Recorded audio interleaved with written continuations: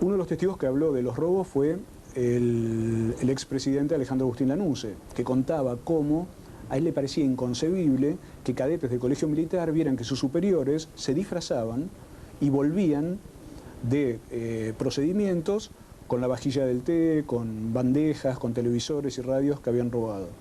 Pero posteriormente a esto, durante las defensas, hubo una de esas defensas, la del general Galtieri, que hizo algo que me dejó asombrado.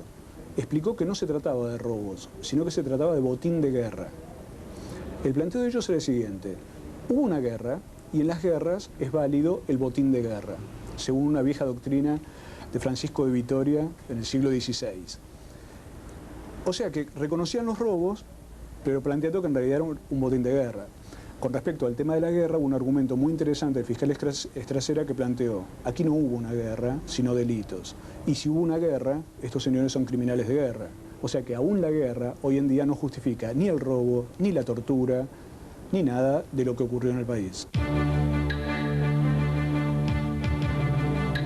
Desfilaron por aquella sala solemne de tribunales. Había algunos relatos que eran más espeluznantes que otros y se convirtieron casi en símbolos. Por ejemplo, el del técnico gráfico Víctor Basterra. Él había sido secuestrado con su mujer y su hijo y desapareció en el campo de concentración de la Marina, la ESMA. Aquel 22 de julio, cuando Basterra fue a declarar, en la sala de tribunales había un anciano ciego que se erizaba con el relato de aquel prisionero obligado a colaborar con sus captores. Era Jorge Luis Borges. Al día siguiente, él escribió una de sus crónicas memorables. Crónica de Borges expresa lo que Borges, cerca de esa cena de Navidad, fueron dos cenas en realidad, la de Navidad y la de Año Nuevo, con distintas características, pero más o menos iguales, es decir, de sacar a todo el grupo de capuchas. Nosotros éramos los capuchas, los tipos que estábamos engrillados con capuchas y tirados las 24 horas del día durante meses y meses, sometidos muchas veces a los caprichos de algunos guardias, ser llevados a un lugar donde había manjares, cantidades de manjares, vino, es decir, bebidas y todo eso. Uno no podía entenderlo, y de pronto aparecer el director de la Escuela de la Mecánica de la Armada, Supisiche, y decir: señores, buenas noches, les deseo felices fiestas, que la pasen muy bien. Irse, todos los oficiales estaban cuadrados, seguir comiendo, y no seguir comiendo, y nos mirábamos entre nosotros y no entendíamos nada. Al tiempo, esos mismos compañeros, muchos de esos compañeros, fueron desaparecidos.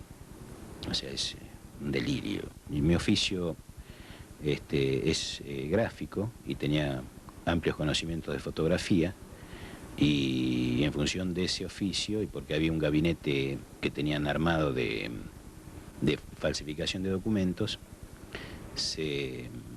me obligaron a realizar tareas de falsificación ahí. Los documentos falsificados servían tanto para los vehículos robados, que ellos robaban y luego, mediante un procedimiento de falsificación, se incorporaba toda una papelería al vehículo. Entonces esos vehículos servían para seguir operando. Distintos tipos de documentación, desde pasaportes a cédulas de identidad, a documento nacional de identidad, carnet de conductor, credenciales policiales, toda una suma, una gran cantidad de documentos que utilizaban los represores para sus andanzas, digamos, ¿no? Yo fui, por ejemplo, esto ya en el 82, fui obligado a hacer el pasaporte de Licio Gelli, por ejemplo. En realidad se le hicieron varios pasaportes, ¿no?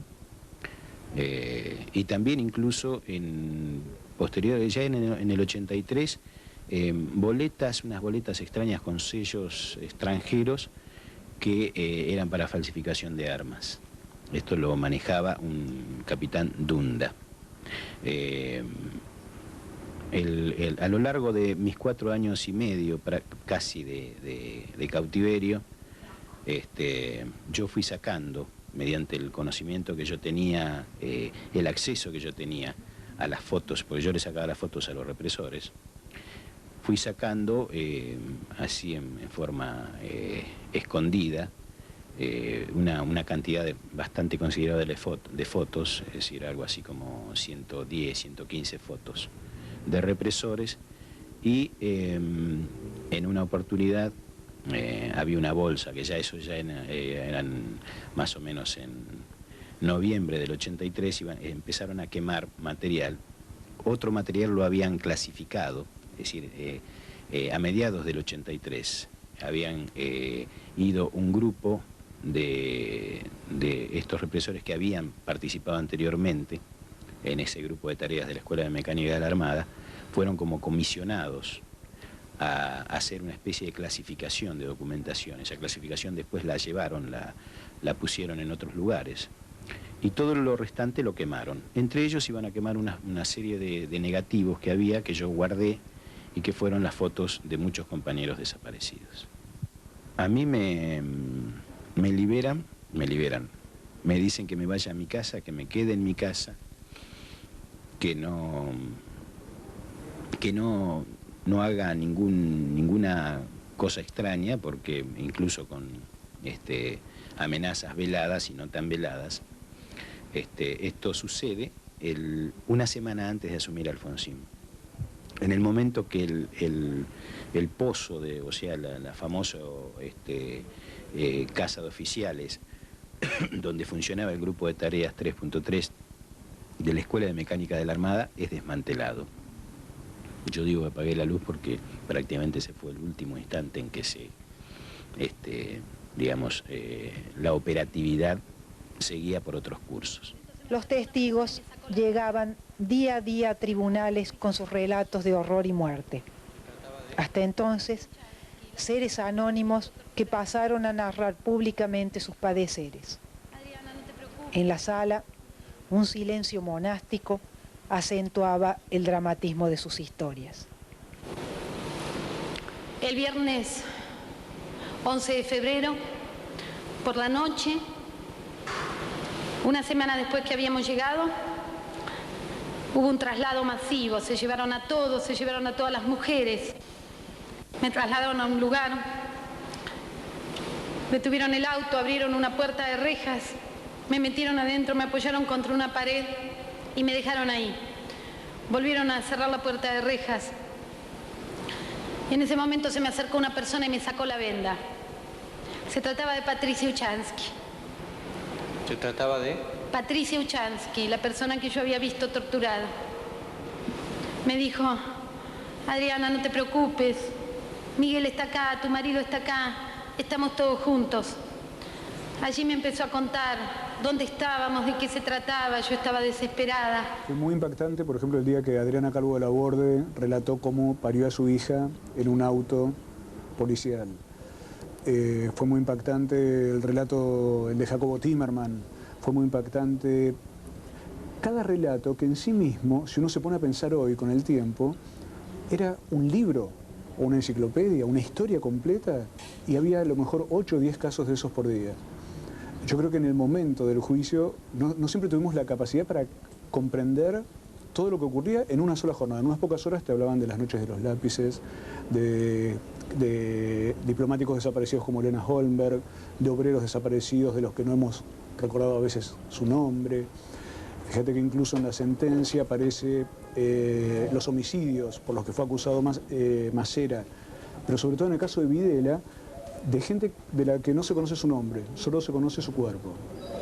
Entonces cada uno de esos, y hablamos de masacres, o sea, hubo casos en los que había 14 o 30 personas muertas de una sola vez en un enfrentamiento fraguado. Esos, por ejemplo, fueron homicidios por los que se le acusó a Videla.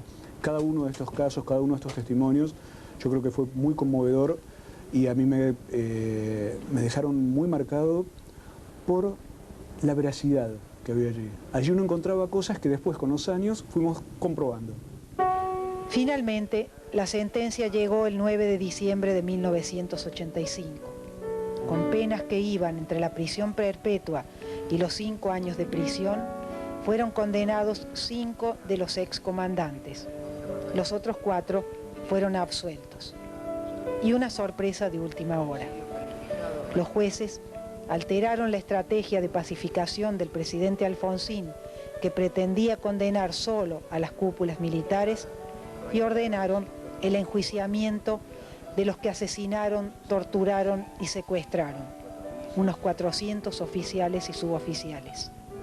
Finalmente fuimos a comer y dejamos fijada y cerrada toda posible discusión al respecto, poniendo en definitiva las penas que nosotros íbamos a aplicar. Y para que no hubiera la más mínima duda de que esta era la decisión que habíamos tomado, firmamos en una servilleta y 5 minutos antes de que comenzara el acto de la lectura de la sentencia, entregué en forma personal a la persona que estaba en una computadora sentada para completar algunos datos, esta información. Y la volcó en la sentencia. Y así logramos nosotros evitar una filtración al respecto. Declárase abierto el acto a fin de dar lectura de la parte dispositiva y del considerando que la precede de la sentencia que el tribunal acaba de suscribir en la causa número 13/84, instruida por decreto del Poder Ejecutivo Nacional 158/83, contra las siguientes personas: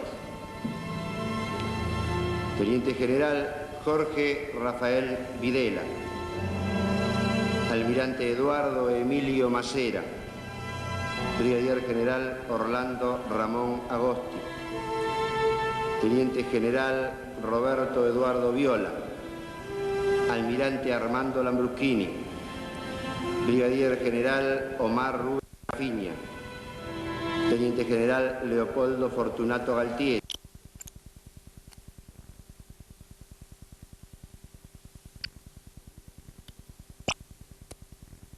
Los jóvenes, la generación. Motivo de los delitos cometidos en la represión del terrorismo subversivo. De lo que había pedido, pero a mí la sentencia me satisfizo, porque acá hay algo que yo no me voy a cansar de repetirlo. Lo más importante de este juicio no fueron ni siquiera la sentencia, fue el esclarecimiento. Y una decisión política de sentar ante los mismos tribunales en donde se puede sentar, ante los cuales se puede sentar usted o me puedo sentar yo, a los que detentaron la suma del poder público. Esto es muy importante. Por supuesto que yo había pedido más, pero bueno, usted conoce, porque usted hizo las crónicas, la Cámara condenó por fuerzas, yo acusé por juntas. La diferencia es que si la primera junta era Videla, Macera y Agosti, con que hubiera un solo homicidio alevoso atribuible al ejército, también eran responsables Macera y Agosti por el homicidio alevoso. Esto me podía permitir pedir perpetua para 6 por lo menos. El criterio de los jueces fue por fuerza. Por eso los delitos más graves y los homicidios alevosos se producen solamente en el ejército comandado por Videla y en la Marina comandada por Macera. Por eso son las dos únicas reclusiones perpetuas. La sentencia en realidad fue también muy buena. Yo creo que la selección que hubo de los casos para juzgar fue correcta. En algunas condenas no estuvimos muy de acuerdo, pensábamos que deberían haber sido más fuertes. Y como abuela de Plaza de Mayo no nos convenció el que no tomaran como metodología la apropiación de niños. No hubo elementos suficientes como para demostrar que dentro de la metodología del terrorismo de Estado, el secuestro sistemático de menores era un hecho no casual, sino premeditado. Ahora se está comprobando justamente, y nosotros estamos llevando las pruebas a la justicia, por medio de partes militares donde se dan instrucciones de qué hacer con los hijos de los desaparecidos. Ahora sí serviría, pero ahora ya es tarde. Cuando se logró la sentencia había un clima previo tremendo y yo recuerdo que la reacción posterior a la lectura por parte del doctor Arlanian, que presidía la Cámara, de la sentencia, yo escribí una crónica que se llamaba El frío, porque la primera sensación fue de frío, porque solo se conocieron el monto de las condenas. Y en muchos casos, muchos de nosotros pensamos que las condenas podían haber sido mayores. por ejemplo, a todos los acusados, pero además a cada junta, por ejemplo, a Videla, Macera y Agosti, del mismo modo. Sin embargo, la Cámara lo que había resuelto era juzgar de acuerdo a cada fuerza. El Ejército en primer grado, Marina en segundo grado y la Aeronáutica en tercer grado, de acuerdo a la responsabilidad que había tenido en la represión ilegal. O sea que mi primera sensación fue de frío con respecto al monto de las condenas. Ahora, posteriormente a eso, yo en el libro que publiqué ahora recientemente con Martín Granowski, hicimos un trabajo sobre la sentencia leída detenidamente, que son más de 2000 páginas, entonces es algo que obviamente el público no ha conocido. Nosotros tratamos de hacer una lectura periodística de esto y es apasionante verlo hoy, porque la sentencia explica todo el fenómeno de la violencia de las últimas décadas, empezando por la guerrilla. O sea, aquella vieja cuestión que se dice, bueno, se juzgó a los militares, pero no se tiene en cuenta la situación previa, es mentira. Se tuvo en cuenta la situación previa y el juicio contestó también a preguntas como cuántos guerrilleros había en Argentina, cómo fue el fenómeno de la violencia previo al golpe, e incluso, algo que muestra la sentencia, cómo el golpe no se justifica por el lado de la represión, porque en realidad la guerrilla estaba prácticamente desarticulada antes del golpe. Nosotros para colmo encontramos un discurso del entonces Teniente General Videla, donde salió a anunciar en enero del 76, 3 meses antes del golpe, que efectivamente la guerrilla había sido prácticamente desarticulada y quedaba solamente su aspecto delictivo. Quiere decir que entonces el argumento de que el golpe se dio para salvar a la patria de la disolución o cosas por el estilo es falso. Frente a los ojos de una sociedad que recién despertaba del ayuno democrático, se fueron apilando los muertos de la última dictadura. Y el juicio, que tenía una gran repercusión internacional, se instaló en la vida de los argentinos. Yo creo que la sociedad argentina y la sociedad internacional estaba esperando esa tarea de juzgamiento. Cuando el presidente Alfonsín crea la CONADEP y la CONADEP empieza a investigar, esa expectativa de juzgamiento sigue creciendo en la sociedad. Y ya contestando la pregunta concreta que usted, Norma, me está haciendo, considero que durante la etapa del juicio, sobre todo durante los momentos, durante aquellas 17 semanas que duró la audiencia oral, hubo un acompañamiento general.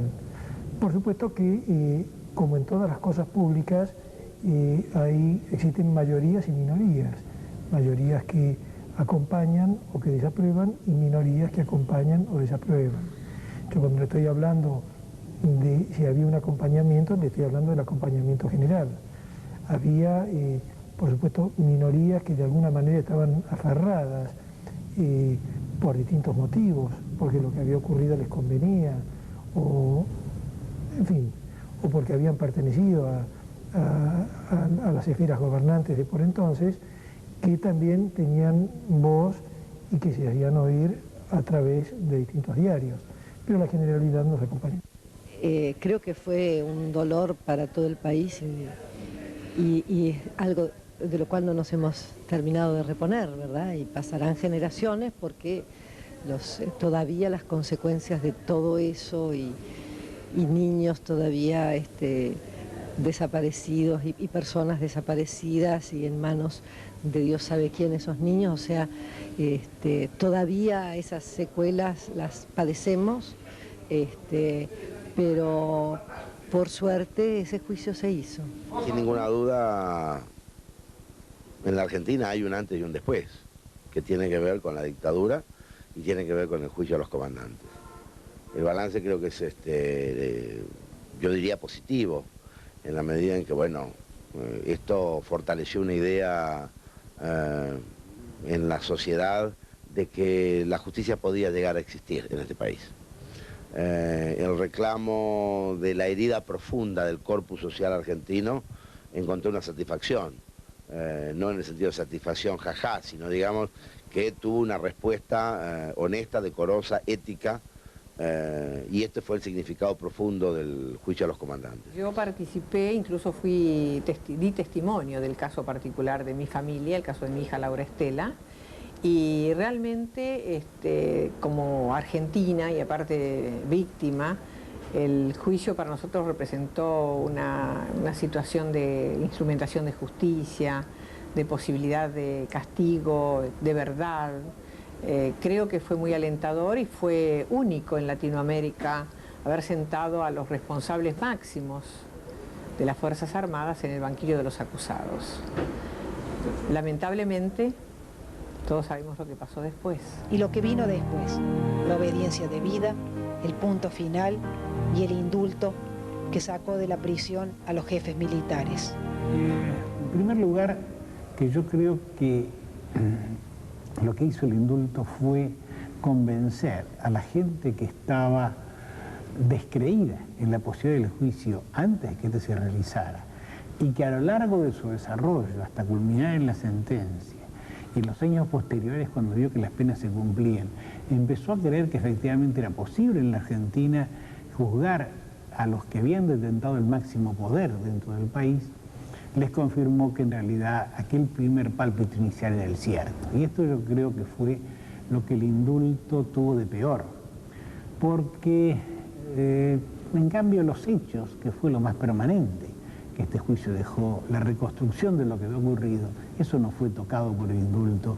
Esto ni aún los más acérrimos partidarios del régimen militar y de lo que este hizo, hoy día mantienen la negativa que se intentó en alguna oportunidad. Esa ilusión, esa magnífica oportunidad de haber juzgado, condenado y que esta gente permaneciera detrás de las rejas se fue frustrando, y día a día vemos que la impunidad que entonces trajeron esas leyes y el indulto se sigue manifestando en todos los actos de la vida de nuestro país. Y además emergen permanentemente pruebas de que, como no hubo justicia, los hechos delictivos se reproducen.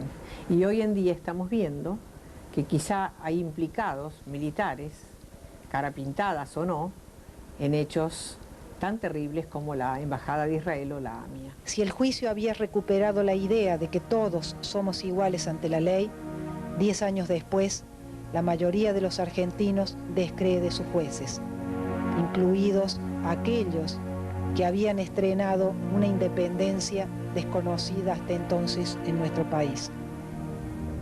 Deplorable. Con las honrosas excepciones, como promedio, la justicia es deplorable. Yo, cuando era juez, al principio defendía a la justicia como institución, ¿no? Pues a fuerza de llevar la carga de la defensa de la justicia en general, empecé a decir que la justicia era lo que era en cada uno de sus jueces. Para hoy vale. Lo que pasa que la mayoría de los jueces no está a la altura de las circunstancias.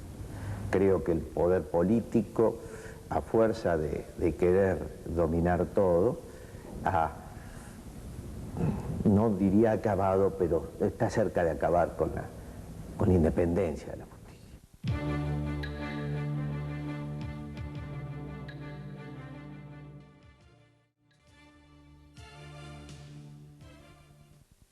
Ellos tenían 10 años menos que hoy. Entonces eran jóvenes jueces con edades que iban entre los 35 y los 50 años. Estoy con 4 de aquellos 6 jueces que juzgaron a los 6 jerarcas de la última dictadura militar. Y 10 años después quiero preguntarles, ¿en qué influyó en ustedes ese juicio? ¿En qué les cambió, si les cambió la vida? ¿Qué es lo que recuerdan de aquel juicio de 10 años atrás? Para todos nosotros que teníamos una carrera judicial anterior y en algunos casos la continuamos, fue un momento de mucha importancia en la medida en que importó un trabajo muy alto, un trabajo muy novedoso, porque era una de las primeras audiencias orales que se realizaban en el país. ¿Tenían idea que se iban a encontrar con esos testimonios tan brutales, tan dolorosos, tan como que uno había escuchado en otras partes o no había escuchado nunca?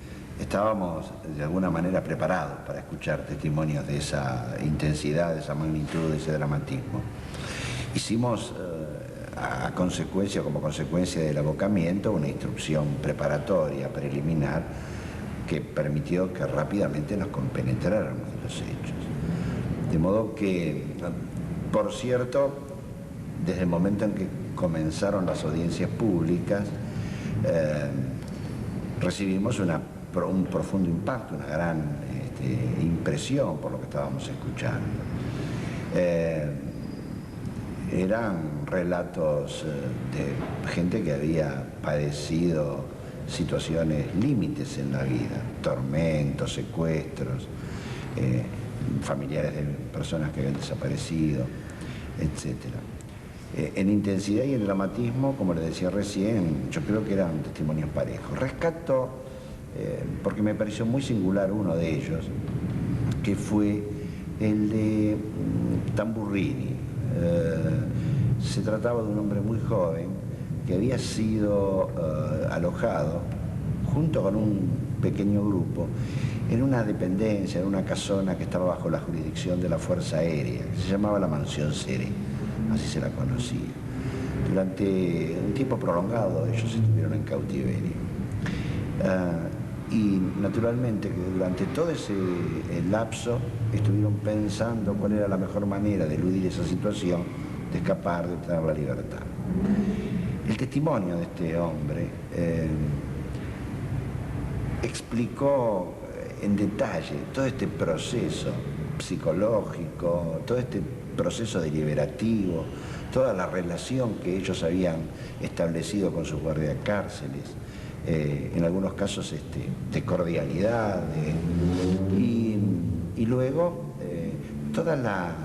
cómo fueron ideando el plan de evasión, qué datos fueron obteniendo. Ellos consiguen escaparse. Ellos consiguen escaparse, efectivamente, y escapan desnudos, y corren porque les quitaban las ropas, y escapan por las casas del vecindario, logran esconderse o parapetarse en algún jardín mientras helicópteros y patrullas los buscan y los persiguen. Finalmente este joven logra que un vecino le facilite alguna ropa y que alguien se encargue de buscarlo y llegar, en fin, a un lugar seguro. Es uno de los pocos casos que se logran escapar de un campo de detención clandestina. Sí, ¿Hay antecedentes de algún otro caso? Y fue un grupo, no recuerdo otro caso así, de una fuga incluso grupal. Doctor Ledesma, ¿qué caso le impresionó a usted? ¿Algo de lo que se acuerde particularmente? Mientras hablaba el doctor Arlañán, recordé el fin de una declaración de la madre de una chica que había desaparecido. Le pregunto, ¿algo más, señora? Quiero saber qué pasó con mi hija. Lamentablemente el tribunal no le puede responder. Recuerdo frases entre todas estas cosas. Las palabras de Monseñor Gracelli, que se ocupó mucho por los desaparecidos, recibía constantemente denuncias y hacía muchas gestiones. Qué difícil resulta hacer el bien, o procurar hacer el bien. Y como contracara, recuerdo la declaración de otro miembro de la Iglesia, el padre von Wernig, cuya declaración no quiero calificar, pero tengo toda la sensación de que no dijo la verdad y que ocultó hechos atroces y aberrantes. Él fue quien le aconsejaba cuando ustedes le preguntaron cuál era, él decía que lo que hacía era asesorar a los presos desaparecidos, y ustedes le preguntaron que cuál era su tarea, y él dijo que les aconsejaba escuchar discos de Gardel para que no tuvieran nostalgia de Argentina. ¿Se acordaban de eso? Efectivamente. Hablándoles del eventual exilio que no existió porque desaparecieron, dijo que uno de los consejos que le dio fue ese. Esto de que usted recuerde que no le hayan podido responder a una madre preguntando por su hija desaparecida, les daba cierta impotencia esto, porque se los habrán preguntado más de una vez en los testimonios, ¿no? Las personas que pasaban por el tribunal. Sí, indudablemente las personas que habían sido víctimas de estos hechos directamente o que lo habían sufrido porque sus hijos o sus hermanos o sus padres eran los que lo habían sufrido, de alguna manera yo creo que miraban con alguna esperanza al tribunal de que se pudiese conocer a fondo la verdad de lo sucedido. Yo creo que, en definitiva, una de las consecuencias, digamos, más impactantes que tuvo en la sociedad el dictado de la sentencia fue el esclarecimiento de lo que sucedió en esos años trágicos. ¿Hubo algún caso que le haya conmovido de tal forma que hayan tenido que contener las lágrimas? Mire, efectivamente, a lo largo del juicio nosotros íbamos convenciéndonos de que nos habíamos acorazado contra tanto sufrimiento como se narraba en la sala de audiencias. Sin embargo, durante las audiencias relativas a lo ocurrido en el Hospital Posadas, hubo el testimonio de una enfermera, Gladys Cuervo, y en su transcurso, que era realmente horroroso, pero no puedo decirle que fuera más que algunos de los testimonios de horrores que hemos escuchado, yo empecé a sentir congoja, y lo más sorprendente es que cuando llegó el momento del código intermedio y lo comenté con algunos de mis colegas, recuerdo concretamente el caso de Torlasco, él me dijo, vos también, yo también, me pasó lo mismo, y a todos nos había impactado más. Nunca supe exactamente qué era lo que tenía. Pensé en algún momento que podía ser la forma de contarlo, el tono de voz, los gestos, pero sorprendentemente cuando estábamos trabajando con la causa del primer cuerpo y una relatora mía leyó esa misma declaración en las versiones desgrabadas, me comentó que también la había impactado muchísimo y se le saltaban las lágrimas a medida que le iba leyendo. ¿Por qué? ¿Qué había pasado con esa enfermera? Bueno, había estado secuestrada un tiempo largo, había estado encerrada dentro del mismo hospital, en una casa que había, un chalet que había dentro del hospital, y había estado, tal vez me equivoque en el lapso, pero diría que 3 meses la tuvieron encerrada dentro de un placar, con lo que esto puede significar. Pero bueno, habíamos escuchado muchos testimonios horrorosos y yo no puedo singularizarle algo de todo esto a la cual puede atribuir este impacto que tuvo en nosotros, pero sí lo recuerdo a 10 años de ocurrido. Cuando uno vive situaciones también de estas, de ser testigos de sufrimiento humano, como ustedes escuchaban a lo largo del día, también hay una tendencia humana de que uno hace bromas y demás como una forma de huir a esa situación brutal que está viviendo. ¿Vivían situaciones de humor? ¿Pasaban algunas cosas graciosas entre ustedes? Porque a veces también se los veía un poco conteniendo la risa o por algunas cosas que se decían, ¿no? Sí, creo que en muchas ocasiones, lo que usted describía recién coincide casi exactamente. Había veces testigos que por miedo o por alguna otra situación de compromiso ideológico, lo que fuera, eran manifiestamente reticentes. Yo me acuerdo, nosotros nos comunicábamos con papelitos a través de la mesa, y yo recuerdo presidiendo alguna semana yo haber pasado un papelito y decía, este testigo haría falta una picana para que diga algo. Situaciones por el estilo que nos iban convenciendo de que nosotros, digamos, ya se había convertido en una rutina.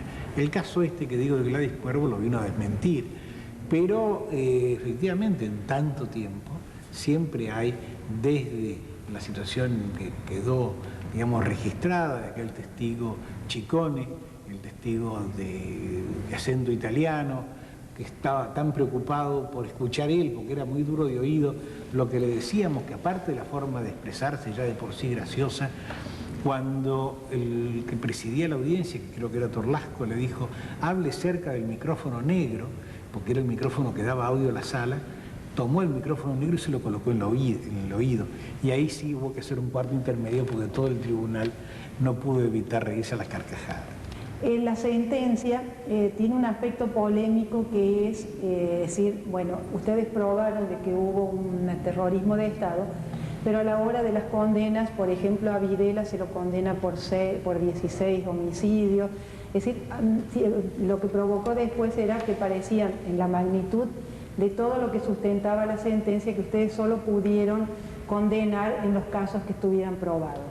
Mi pregunta, y me anticipo de que tienen toda la, protege la ignorancia jurídica, que es preguntarles si ustedes no podrían haber sentado una tesis jurídica o un precedente, es decir, el que no hubiera pruebas, ¿no era la prueba de que aquí había habido represión clandestina? Nosotros nos impusimos una limitación que en realidad provenía simplemente de la ley de la Constitución Nacional.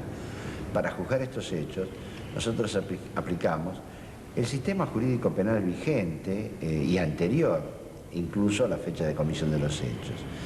Esto es la Constitución Nacional, el Código Penal, el Código de Justicia Militar, supletoriamente el Código de Procedimientos en materia penal.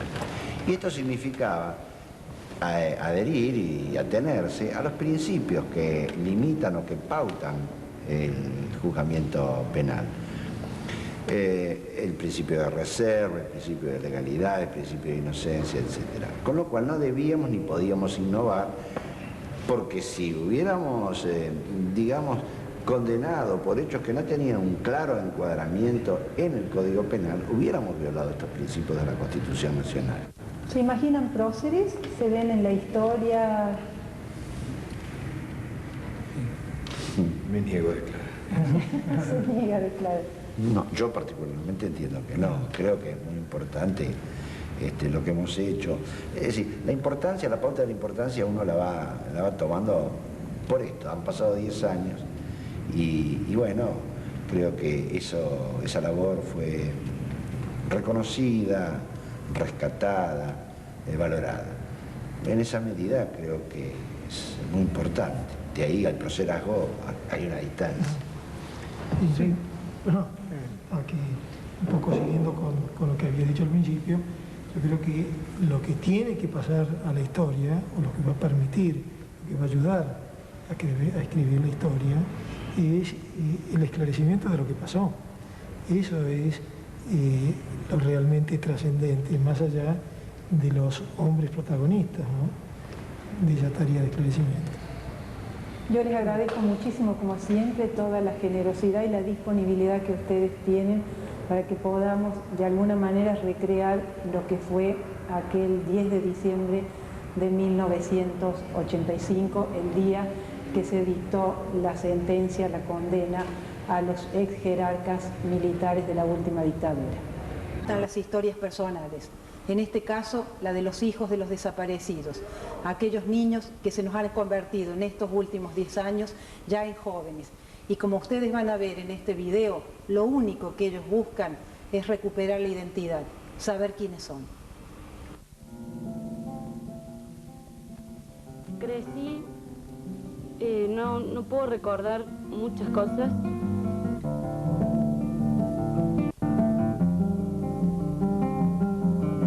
Yo recién pude empezar a reconstruir mi pasado.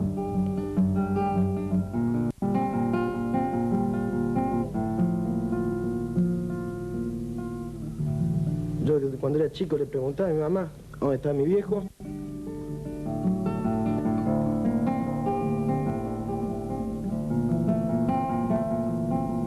Pero nunca me cerró el círculo de por qué cómo había muerto. Mi mamá me dijo, murió del corazón.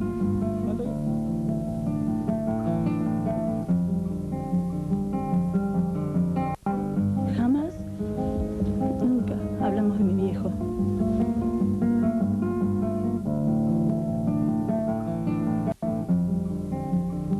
Yo estuve mucho tiempo buscando mi historia, reviendo, hablando. Bueno, para mí mis viejos no los conocí, no tuve ese placer, o sea, y fueron siempre los fantasmas, ¿no? Porque desaparecido no era nada, desaparecido era como, los borraron del mapa. Una esperanza de encontrarnos. No, es como una fantasía, ¿no? Que uno no la confiesa y teóricamente no la tiene, pero en realidad la tiene. Y es duro saber que esas fantasías no son posibles. Es como una especie de vacío que no se puede llenar con nada. Es vacío solamente. Es eso, el no poder criarte con padre y madre y no porque se haya muerto, sino porque un día no está más, es una diferencia.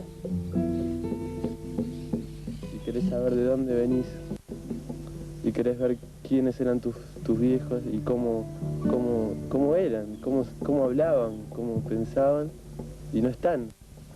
Y los querés buscar, ¿viste? Y no tenés cómo, ¿no? Si no sabes dónde está esa gente, porque no está en ningún lado, es como una ausencia, no es una muerte, no... O sea, que alguien exista y que al otro día no esté más, o sea... Hay momentos, y todavía lo paso, que no quiero saber nada, no quiero ver...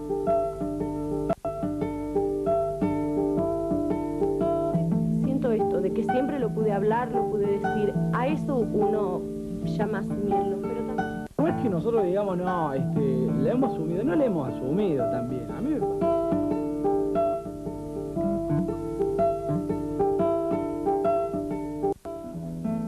Nunca asumir no quiere decir aceptar y quedarse con los brazos cruzados. Yo lo asumí. Yo creo que no lo asumí todavía.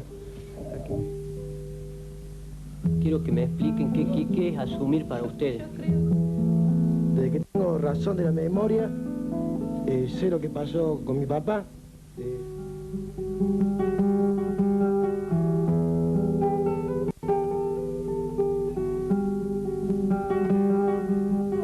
Y ahora pienso, ¿cómo es esto de asumir? ¿Qué es asumir? Muchas veces pienso, con todo esto que ustedes dicen asumir, que para mí es construir la historia de uno.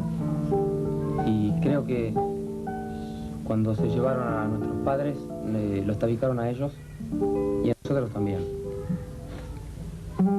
Y quedó cada cual por su lado. Y ahora estamos tratando de armar de nuevo ese desbarajuste que nos quedó en la cabeza. Y creo que ahora tenemos esa tarea, que es un quilombo, de tratar de nosotros solos de hacer la historia. No creo que nadie te entienda, nadie se pone en tu lugar. La gente no sé si por miedo o qué, pero no. Como que ellos tampoco no hablan, no tienen internalizado la figura del desaparecido, es algo que todavía no, en lo que no se relaja, o sea, porque eso no suena como normal que vos le digas que es desaparecido. No, es como si, qué sé yo, pensarán, tu papá y tu mamá se murieron en un accidente, es lo mismo. Para ellos es lo mismo. Para ellos sí, para mucha gente se perdona. Y bueno, el desaparecido es que la gente no... Le tiemblan un poco las patas a la gente cuando vuelve a decir eso. Que este país o esta tierra se formó con silencios, genocidios y mil injusticias. Entonces siempre lo tomé como una sociedad, que somos una sociedad, un producto de una sociedad enferma. Pero no te deja de doler, y más cuando te tocan tantas cosas, ¿no? Creo que uno necesita una respuesta de saber dónde está esa persona, que es pero el hecho de que es una persona, es una vida. Mucho más si ha sido tanta gente, ¿no? Yo tengo el privilegio de saber que están muertos, ¿no? Los encontraron, llamaron a mi casa cuando yo tenía más o menos 12 años, llamó el equipo forense.